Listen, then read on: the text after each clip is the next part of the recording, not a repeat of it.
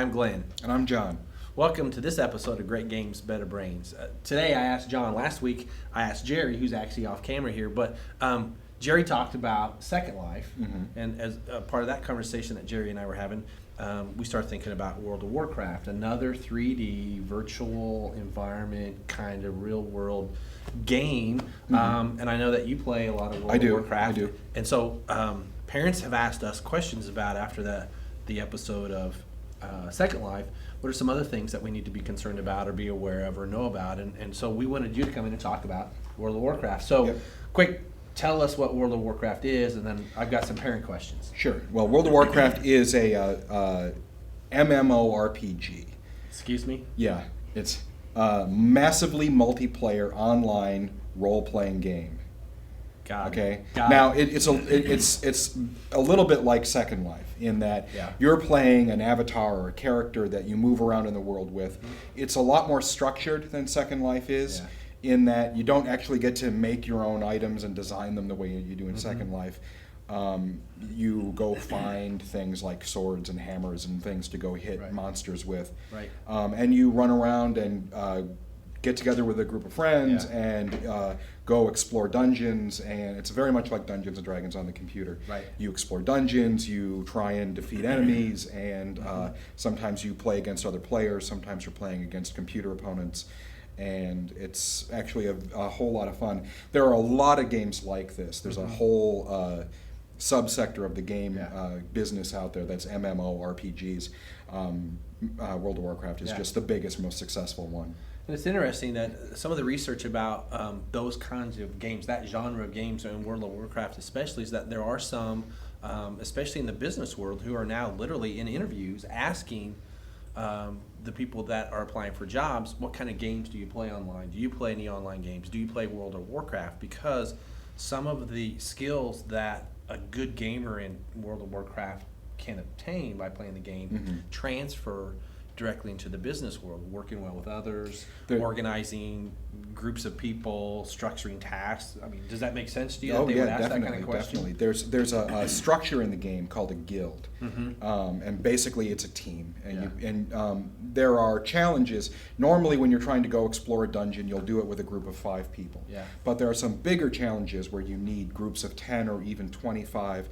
And actually, in earlier versions of the game, there are still some 40-person things where you need to go. Those 5, 10, 25 people all have different skills, different sets of skills, different roles. You're all filling a different role on the team. But to try and orchestrate the effort of 10 people or 25 people in a structured environment where there are challenges and things like that, and everybody needs to be clicking together on the right sort of pace, it can be a real challenge for somebody. So somebody who's demonstrated their ability to organize a group of people like that, especially when it's often, most of the time, not somebody that you know personally. It's somebody you only know through the game. Right. But if you're able to organize groups like that, you're demonstrating a lot of managerial skills and a lot of aptitude. So it's a fun game, but there's also some 21st century skill things that kids are going to pick up or players are going to pick up.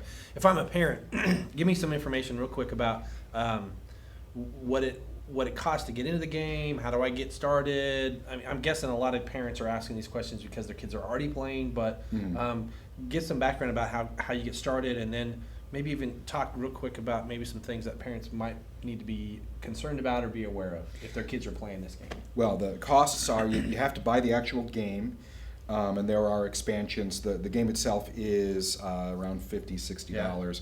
And then there's a subscription fee that you pay monthly, which runs about $15 a month. And if you pay 3, 6, or 12 months in advance, or at a time, you get discounts. So I buy the game, install it on my computer. Then you set up your subscription. Then I log in, create an account, pay the monthly fee. Right. Okay, so it's an ongoing thing once I buy the game. Okay. Right. And as far as concerns, it can be a very immersive experience. There are people out there who are spending too much time playing. So it's one more example of something where it really helps if parents are aware of how much time kids are spending. But I mean, there are grown-ups making the same sorts of mistakes, having the same sorts of problems. It's an issue like just about anything else. You do too much of it, you get fat. Okay, so how much time do you play on the game? Oh, just an hour or two a week. No, my wife and I both play. Yeah. which has been a real advantage as far as relationships go. It's a real advantage. I've played with some friends whose wives don't play, and they're always getting yelled at to do things like take out the trash. And my wife and I both play, so the trash doesn't go out, but we have a good time with So it. if my kid, I got a son who's going to be a senior in high school, 16, just turned 17, I guess. If he's going to be playing the game as a parent, can I watch him play? Can I participate? Can I monitor who he's talking with? I mean, there are ways that I can get involved. It's just basically, again, Well, what you're talking about. I need to know what's going on, and I just need to ask questions as a parent. One of the best ways to get involved is to actually play with them. Yeah. And I actually think that would be a great way to get involved. A friend of mine is a parent, and he actually plays with his kids. That way you get to sort of model the right sort of online behaviors. There are what we call griefers or trolls, but people who cause trouble in the community. You need to know how to, just ignore them and not make them part of your and not be one of them as well. So, playing with the kids can be a great way to model the right behaviors.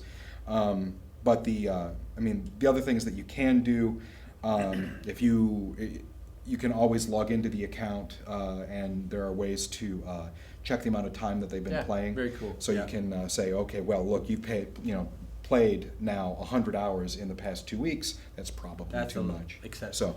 So you can monitor that sort of stuff. So to find out more, there's a website, www. Worldofwarcraft.com. Worldofwarcraft.com. Lots of other online tools that you go out, do a Google search for World of Warcraft tutorials, World of Warcraft parents would be some other keywords that you can stick in there.